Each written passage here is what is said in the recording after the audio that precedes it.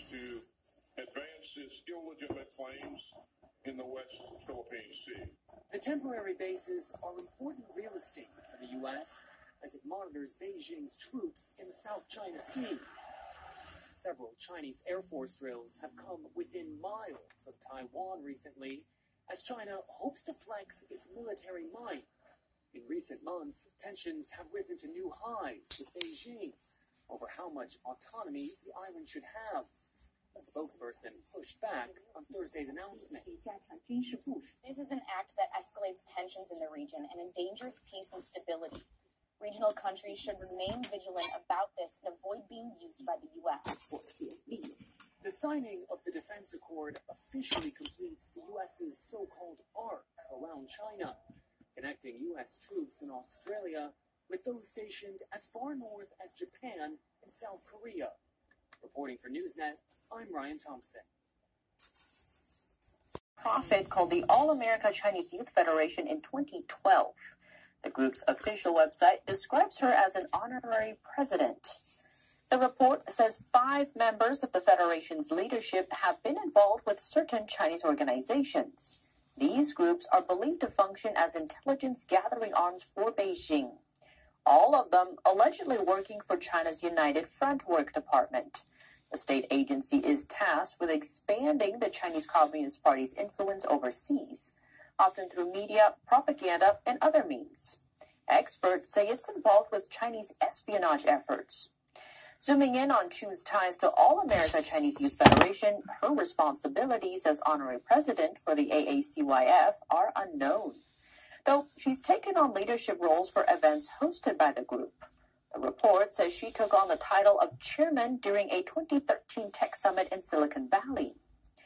As for her actions on Capitol Hill, the Congresswoman recently chose not to support the formation of a new House Select Committee. The initiative would focus on probing Beijing's influence and infiltration on U.S. soil. Explaining her reasoning, Chu cited anti-Asian violence as a risk of creating the committee. Chu did not respond to a press request for comment.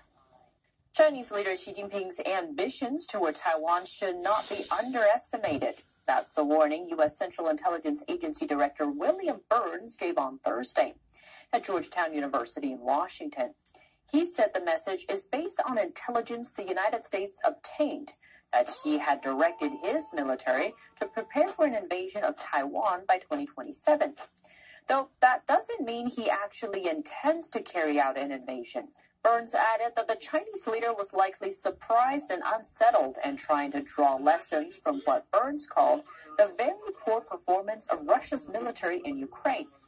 Russia and China signed a partnership without borders last February, shortly before Russian forces invaded Ukraine.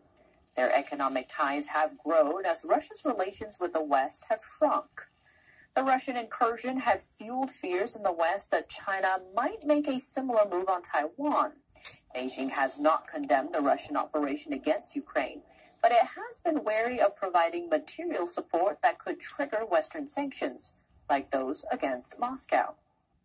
Over on Capitol wars going on in Africa today, targeting the Muslim extremists in those countries, who quite frankly are destroying those countries and massacring Christians.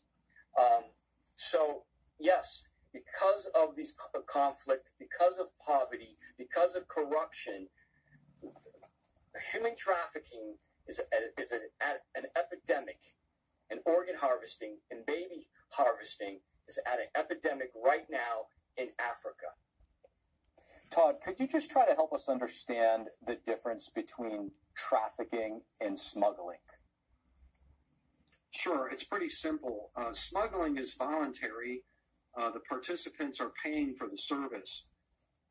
Trafficking is involuntary, people being brought in against their will and being held under various kinds of coercive threat, and usually for a profit, with a profit motive behind it. So, Todd, let me ask you, a lot of these folks that are coming from various countries around the world, how are their governments looking at them fleeing the country, obviously not helping, to make their country better? Are they looked at as disposable? Well, there are more than 150 countries that are sending immigrants to us right now. Some of them are grateful for this because they're going to get remittance cash back in return. It's a remittance. A lot of these are poor countries. They're going to be looking for remittance cash. It might be their only or a major source of cash back into their countries. We're seeing population transfers out of places like Guatemala. They're losing their populations. Cuba is practically emptying out right now. Okay, I want to go back to you on the issue of organ harvesting in China. How to break this cycle? How to break the influence that the Chinese Communist Party seems to have on foreign countries, specifically the United States? I think first off, we as a people, we have to recognize that these crimes exist, because it's too easy to want to just put our heads in the sand and say that such horrific crimes couldn't be happening because we don't see them on the streets every day. But every day in China, people are being killed for a heart, a liver, a kidney, and people around the world are purchasing those organs without knowing where they're coming from. So we really first have to recognize. Berg has more on what's known so far. F-22 fighter jets were launched when the balloon was detected over Montana.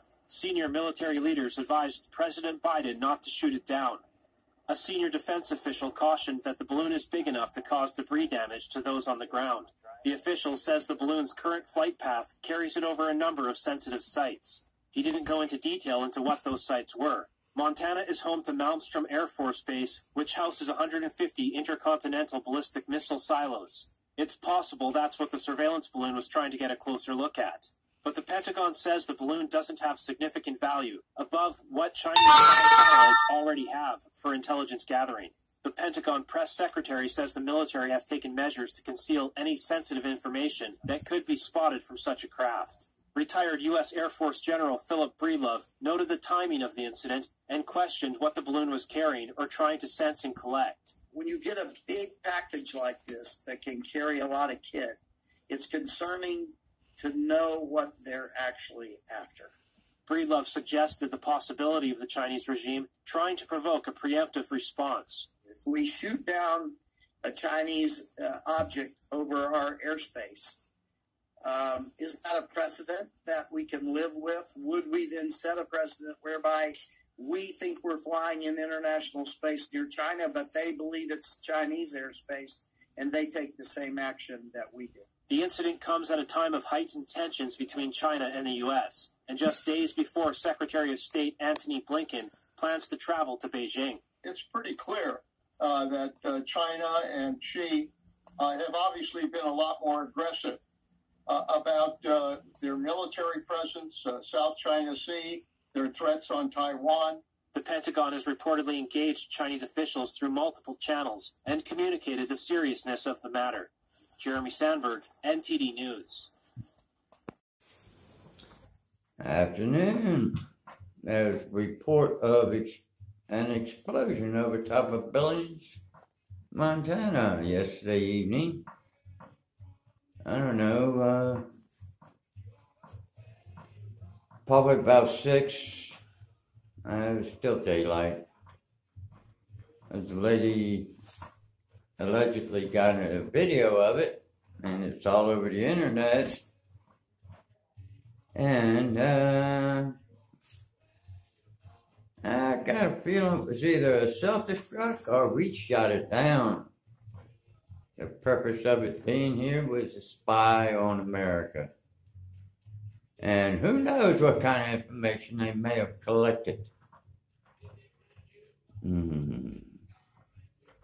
I tell you, things are crazy. But maybe what are some other reasons why we wouldn't just shoot it down? There aren't as many people over the areas that this balloon has been operating in as there could be should it go elsewhere, over urban areas, for example. But that may not be the most important consideration. I think clearly this administration has been very reluctant to challenge the Chinese. That it has been trying very pointedly to describe them as Well, competitors, not adversaries, let alone the mortal enemies that the Chinese Communists are. I've been told that there are some questions about the difficulties associated with actually shooting such a balloon down, at least with gunfire. But the real reason, I suspect, is probably some combination of all of those. A top House lawmaker is demanding information from climate envoy John Kerry over his negotiations with the Chinese Communist Party. The request comes from U.S. House Oversight Committee Chairman James Comer, who is also accusing Kerry of failing to hand over information related to his role on the National Security Council. NTD's Daniel Monahan has the story. John Kerry is the Special Presidential Envoy for Climate, or SPEC. Comer accuses Kerry of engaging in activities that could undermine the nation's economic health, skirt congressional authority, and threaten foreign policy under the guise of climate advocacy. The congressman is calling for documents and information to understand Kerry's role. During last year's World Economic Forum in Davos, Kerry said the United States was making progress with China on climate issues. Here's Kerry on Bloomberg. We're hoping we can work with China to encourage China in certain things that we think would make a difference. The climate envoy said, quote, maybe we can help with technology of some kind to help China move faster. Maybe China could help us better understand some things we could do better. At last month's World Economic Forum, Kerry said that the key to combating global warming is, quote, money, money, money, money, money. The biggest frustration right now with respect to moving rapidly in dealing with the climate crisis is the lack of available concessionary funding. Comer strongly criticized those statements. He said, quote, as a member of the president's cabinet, you should be representing the United States' interests. Your statements, however, consistently show disregard for American national security and taxpayer dollars. Comer is also accusing Kerry of downplaying China's human rights violations. In April 2021, Kerry said, quote, we have differences on human rights, but those differences do not have to get in the way of something that is as critical as dealing with climate. Comer says Kerry has until February 16th to comply with his panel's document request. He is asking for budgets, an employee list, and all communications between the SPEC office and environmental advocacy groups or foreign government officials. Daniel Monahan, NTD News. Question is, how would the Chinese react to us shooting it down? That's has come up in